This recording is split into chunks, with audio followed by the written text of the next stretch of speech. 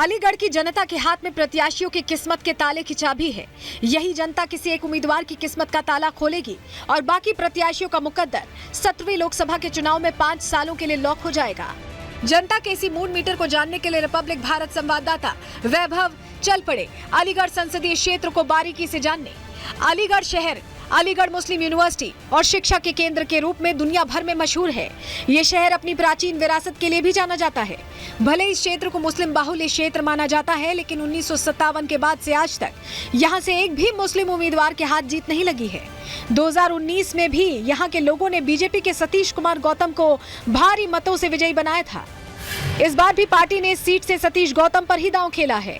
BSP ने भी ticket Ajit Balyan को ही दिया है और सपा ने छिटक रहे जाट वोट बैंक को साधने के लिए बृजेंद्र सिंह को अलीगढ़ के चुनावी मैदान में उतारा है। पश्चिमी यूपी की इस सीट पर बीजेपी का खास फोकस है, क्योंकि अगर सतीश गौतम यहां से जीत जाते हैं तो ये चुनावी जीत की हैट्रिक होगी। अलीगढ़ में यहाँ के वोटरों का मूड क्या है, ये हम परखेंगे और जानेंगे। और आखिर इस बार लोकसभा चुनाव 2024 में अलीगढ़ की बाजी कौन मारेगा, ये जानने के लिए हम एक वोटर से बातचीत करेंगे और उनका मिजाज समझकर ये परखने की कोशिश करेंगे कि इस बार जनता का मूड क्या है, अलीगढ़ की जनता किसे अपना सांसद चुनने जा रही है। बीजेपी की नजर जहां जीत की हैट्रिक लगाने पर है, तो सपा और बसपा बीजेपी का ये रिकॉर्ड तोड़ने की कोशिश कर रही हैं। सभी पार्टियां और प्रत्याशी अपनी तरफ से एड़ी चोटी का जोर लगा रहे हैं, लेकिन जनता का मत किसकी तरफ है, ये भांपने के लिए वैभव अलीगढ़ के चप्पे चप्पे तक पहुंचे। बीजेपी की और कहीं अच्छा, बीजेपी एक बार फिर से यहाँ से जीतेगी? बिल्कुल जीतेगी। अब बीजेपी कह रही है कि देश भर में 400 पार इस बार ले जाएंगे, लगता है आपको पूरा होगा? पूरा होगा। देखो, बहुत बढ़िया काम चल रहा है। जैसे कि बीजेपी सरकार ने बहुत बढ़िया काम किया है, मोदी साहब बहुत बढ़िया काम कर रहे हैं। और देखो, डिफेंस कॉरिडोर भी बनाया है, ट्रांसपोर्ट नगर भी बनाया है, और देखो गौशाला भी जगह जगह खुली है। एक गाय ना दिखे तुम यहाँ माता कहूँ देख लो, कोई गाय बछड़ा को दिख जाए। गाँवों में काम हुआ है। अलीगढ़ सीट की एक और बात है जो बहुत चर्चित है। कहा यह जाता है कि इस धरती पर कोई जातीय समीकरण काम नहीं करता। यहाँ ब्राह्मण के साथ ही राजपूत वोटर्स की भी अच्छी खासी संख्या है। 2019 के चुनाव के समय यहाँ करीब 20% मुस्लिम आबादी थी और करीब 80% वोटर्स हिंदू थे। तब यहाँ मुसलमानों की संख्या करीब 4.5 लाख थी, जबकि लोधी वोटर्स की संख्या करीब 2.5 लाख रही थी। जाट वोटर्स भी यहाँ मजबूत स्थिति में है। क्या किसान यहाँ के परेशान है, या फिर किसान के लेकर जो तमाम नीतियां चलाई जा रही हैं उन नीतियों से अलीगढ़ के किसान संतुष्ट हैं? हमारे साथ तमाम किसान इस वक्त अलीगढ़ के मौजूद हैं। इनसे ही हम जानेंगे कि इस बार 2024 के चुनावों को लेकर इन लोगों का मूड क्या है, किसानों का मूड क्या है, ग्राउंड जीरो पर आखिर रियलिटी क्या है। मुस्लिम बाहुल्य सीट की सबसे खास बात यह भी है कि अब तक एक भी मुस्लिम उम्मीदवार को अलीगढ़ से जीत नहीं मिल सकी है। 1991 के चुनाव से ये सीट बीजेपी के लिए गढ़ बन गई है। शीला गौतम ने 1991 के बाद 1996, 1998 और 1999 में लगातार 4 चुनावों में जीत हासिल की और बीजेपी का कब्जा बनाए रखा। फिर 2014 में मोदी लहर में अलीगढ़ सीट भी बीजेपी के कब्जे में आ गई। सब बीजेपी को ही जाने, पूरे गांव के जाने। पूरे गांव के बीजेपी को ही जा रहे हैं। काम हम क्या है बीजेपी ने? हाँ, बीजेपी ने काम करे। खेती किसानी सब कुछ कैसा चल रहा है? हाँ जी, वो सब काम हुआ है, मतलब कुल मिला काम हुआ है। बिल्कुल जो सरकार मंचों से कहती है वो चीजें जमीन पर हैं। हाँ है। और विपक्ष का क्या इस बार होगा? विपक्ष से जो सोच रहा है वो गलत है। 400 पार होगा, बहुत कुछ हुआ है। बीजेपी जो कह रही है कि इस बार 400 पार करेगी, लगता है पार करेगी? करेगी। पश्चिमी यूपी की सीट को जीतने के लिए बीजेपी, सपा और बसपा तीनों पार्टियां पूरे दमखम से चुनाव प्रचार कर रही हैं। अब देखना यह होगा कि यहां बीजेपी हैट्रिक लगाकर अपना रिकॉर्ड बना पाएगी और कितने वोटों के अंतर से सतीश गौतम ये चुनाव जीतेंगे। Bureau report, Republic Bharat. तो अलीगढ़ की जनता का मूड क्या है, ये आपने सुना और समझा। अलीगढ़ के समीकरण क्या कुछ है सियासी, ये आपने सुना और समझा। अब बात हिमाचल प्रदेश की मंडी की करेंगे और सीधा चलेंगे अपनी सहयोगी सुजाता के पास, क्योंकि कंगना रनौत के टिकट के बाद सबकी नजरें मंडी लोकसभा सीट पर टिकी हुई हैं। सुजाता, वहां के हालात, वहां के सियासी समीकरण, वहां की जनता की आवाज क्या है?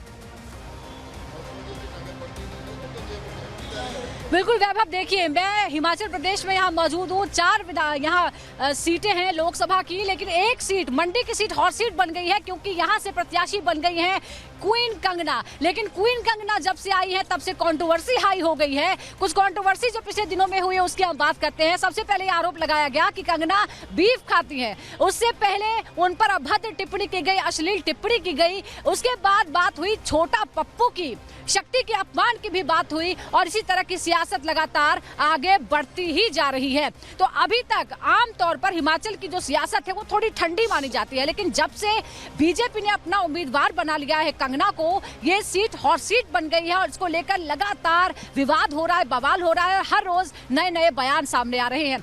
जब से कंगना की प्रत्याशी होने की बात सामने आई है, कांग्रेस उन्हें घेरने की कोशिश कर रही है, उन पर तरह तरह के आरोप लगा रही है। उन्हें घेरते हुए ये तक कह दिया गया कि कंगना तो बीफ खाती है, गौमांस खाती है, ये किस तरह की हिंदू हैं जो ऐसी बातें करती हैं। हालांकि इसका भी पलटवार किया, कंगना ने भी जोरदार हमले किए, जोरदार जवाब दिया और अब छोटा पप्पू की एंट्री हिमाचल की सियासत में हो गई है। अभद्र टिप्पणी की कांग्रेसियों ने, हमारे यहाँ पे भी एक छोटा पप्पू है। भाषा शैली का वो इस्तेमाल कर रहे हैं, तो ये मैं समझता हूँ कि बहुत दुर्भाग्यपूर्ण है। हिमालय की गोद में बसा हिमाचल प्रदेश वैसे तो ठंडा प्रदेश माना जाता है, लेकिन चुनावी साल होने की वजह से इन दिनों इस प्रदेश का सियासी पारा चढ़ा हुआ है। बीजेपी ने जब से मंडी सीट पर कंगना रनौत को प्रत्याशी बनाया है, तभी से कांग्रेस ने अपमान वाली सियासत शुरू कर दी। सुप्रिया श्रीनेत, राहुल गांधी के बाद अब कांग्रेस नेता और हिमाचल के मंत्री विक्रमादित्य कंगना पर जुबानी तीर बरसा रहे हैं। कंगना और विक्रमादित्य की ये जुबानी जंग बीफ से शुरू हुई और अब पप्पू तक आ पहुंची है। दरअसल ये पूरा विवाद हिमाचल सरकार के मंत्री विक्रमादित्य की एक सोशल मीडिया पोस्ट से शुरू हुआ, जिसमें उन्होंने लिखा कि हिमाचल की पवित्र भूमि पर गौमांस खाने वाले का चुनाव लड़ना अच्छा नहीं है। विक्रमादित्य के इस पोस्ट पर कंगना ने भी जवाबी पोस्ट किया। उन्होंने विक्रमादित्य के बयान को अफवाह बताते हुए लिखा कि मैं बीफ या किसी भी तरह का रेड मीट नहीं खाती। ये बहुत शर्मनाक है कि मेरे बारे में बिना बात के अफवाह फैलाई जा रही है। सोशल मीडिया पर शुरू हुई जंग अब जुबानी हो चली है। कंगना के पोस्ट पर जवाब देते हुए जब मंत्री विक्रमादित्य ने उन्हें पलटू राम बताया, तो कंगना ने बिना नाम लिए तीखा प्रहार किया। एक्सेप्ट किया है कि she has been doing that, she has been consuming that meat. आज उसी को क्लैरिफाई कर रही हैं, अपनी बातों को ही उन पे पलट जा रही हैं। तो हमको सर्टिफिकेट देने से बजाय जयराम जी को अपनी जो उनकी सहपाठी हैं, उनकी सहयोगी है, उनको, उनकी कैंडिडेट है, उनको वो जो है वो पलटू राम का सर्टिफिकेट देना चाहिए। लेकिन हमारे यहाँ पे भी एक छोटा पप्पू है, वो कहता है कि मैं गौमांस खाती हूँ और उसके पास एक वीडियो है, तो वो वीडियो दिखाता क्यों नहीं है? झूठा और एक नंबर का पलटूबाज है ये छोटा पप्पू। एनडीए इस बार 400 का लक्ष्य लेकर आगे बढ़ रही है। पीएम मोदी की विकास की गारंटी को जनता का सपोर्ट भी मिल रहा है। ऐसे में विपक्ष की बौखलाहट विवादित बयानों के तौर पर बाहर आ रही है। पहले विक्रमादित्य ने कंगना को अपनी बयानबाजी से उकसाया, जब क्वीन ने उन्हीं की जुबान में पलटवार किया तो मंत्री जी को प्रदेश की समृद्ध संस्कृति और परंपरा की याद आ गई। कि जो इनके प्रतिनिधि आ रहे हैं चुनाव में वोट मांगने के लिए, वो किस मुंह से समर्थन मांगने के लिए आ रहे हैं, ये उनको उसके ऊपर आत्मचिंतन करने की आवश्यकता है। और उसके ऊपर जिस तरीके की भाषा शैली का वो इस्तेमाल कर रहे हैं, वो सोने के ऊपर सुहागा है। तो ये मैं समझता हूँ कि बहुत दुर्भाग्यपूर्ण है। वो क्या बोल दिया, अरे वो तो मुंह फुला के बैठ गए, उनको उस पे भी गुस्सा आ गया। मुझे कहते हैं मैंने अभद्र भाषा यूज की। अरे भाई, किसी को प्यार से छोटा पप्पू, राजा बाबू, राजा बेटा, ये तो बड़े ही प्यारे शब्द होते हैं, हम छोटे छोटे बच्चों के लिए यूज करते हैं। छोटा भैया है वो, उसको मैंने प्यार से बोल दिया, बड़ा नाराज हो गया। चुनावी मुद्दों को छोड़ कांग्रेस के नेता बीजेपी की महिला प्रत्याशी पर पर्सनल अटैक कर रहे हैं। आलम यह है कि जनता के बीच जाने के बजाय विपक्ष अपमान वाली सियासत कर रही है। ऐसे में बीजेपी इसे विपक्ष की बौखलाहट करार दे रही है।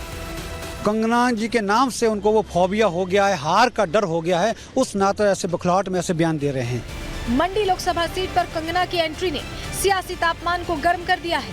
कंगना जहां मंडी की बेटी बनकर जनता का आशीर्वाद मांग रही हैं, वहीं विपक्ष लगातार मंडी की बेटी का अपमान कर रही है। ऐसे में मंडी की जनता की नब्ज टटोलने उनके बीच पहुंची हमारी संवाददाता सुजाता। कांग्रेस पार्टी इनके ऊपर जो बयानबाजी कर रहे हैं, इससे लगता है कि ये जो इन्होंने बोला है वो ठीक बोला है। जो विक्रमादित्य जी को बोला है कि ये पप्पू है तो ठीक है। किसी भी प्रत्याशी के खिलाफ अभद्र टिप्पणी करना और खासकर महिला के खिलाफ, तो मैं नहीं समझता इस बात को कि ये उचित है। कंगना के आने से इनकी आत्मा बहुत दुखी हो गई है, क्योंकि ये बुखला गए हैं सभी। इनको पता है कि हार हमारी सुनिश्चित है। इसमें जो पप्पू तो पप्पू ही है। मंडी सीट पर जहां बीजेपी ने कंगना के रूप में अपना प्रत्याशी उतार दिया है, वहीं कांग्रेस अब तक अपना प्रत्याशी फाइनल नहीं कर पाई है। खबरें थी कि इस सीट से वीरभद्र सिंह की पत्नी प्रतिभा सिंह चुनाव लड़ सकती हैं, लेकिन ताजा सियासी बयानबाजी से कयास लगाए जा रहे हैं कि प्रतिभा सिंह की जगह कांग्रेस उनके बेटे विक्रमादित्य सिंह को मंडी के रण में उतार सकती है।